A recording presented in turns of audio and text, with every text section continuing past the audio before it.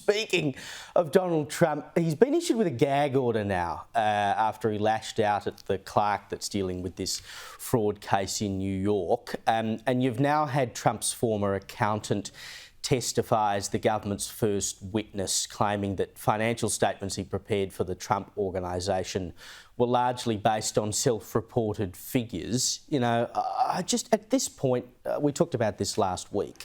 Every time there's one of these indictments, whatever, it does not land a blow on Donald Trump.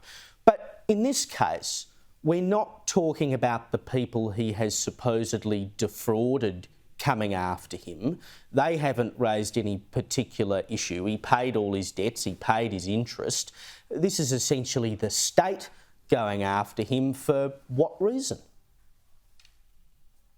Yes, I mean, that's kind of what many people are scratching their heads at the absurdity of this from a legal case standpoint, whatever you think of Trump, where basically what the state's claim here is that many years ago when he was applying for bank loans, he inflated the property values of his many properties, but nobody was harmed.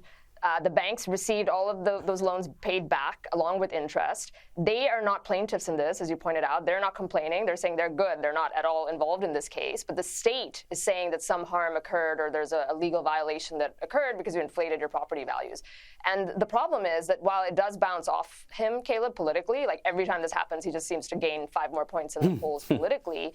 Legally, this is hurting him because the business, basically the entire Trump organization is going to go into receivership, which means somebody other than him and his sons is going to be managing it and making business decisions. The state is going for taking away his ability to do business in the entire state of New York forever. We'll see where that lands, but that's a real material impact to him and his kids and just their ability to continue operating their business, which is really something. And I think it really puts off a lot of other business people like the Glenn Youngkins of the world or others, good people who want to run for office when they see this kind of thing. And I think that's another bigger impact, unfortunately, that's not for the good of the country. Well, is this not one of the major failures of the American system? Because, of course, over there, they elect everyone. You know, attorneys general are individually elected. The local sheriff gets elected. They elect basically everyone. So everyone has a political barrow to drive, right? Which puts you in the position where an attorney general or a sheriff or whoever it might be that has a particular political bent against someone can essentially use that position to which they were elected to do what they want. You can't do that in Australia. We have a far more independent system. It seems like the US system is much more open to abuse, and that's probably how many people would interpret this.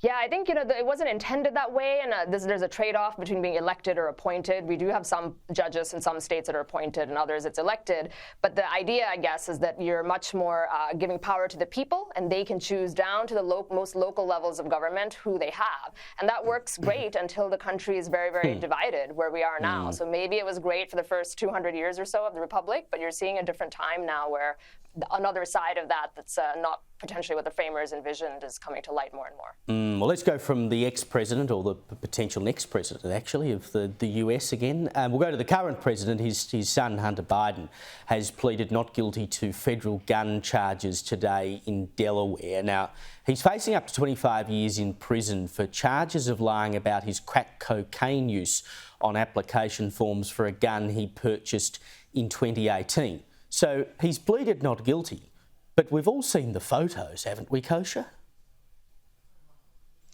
Yes, but this case will go to trial if it goes to trial in Delaware, which will have a jury pool that's very favourable, and you can look at their voting records. They vote very favourably for Biden and the Democrat Party. And I think also this particular charge is kind of the consolation prize, where it's a lot of things that ownership or possession of a gun is something that I think people could be willing to look kindly on. The bigger issue here is all the other things that they let the statute of limitations pass on around the financial crimes allegedly and other things. And so it's sort of like, yep, we let that go, and here's a little consolation prize in which he'll probably get let off, despite the photos that we've seen.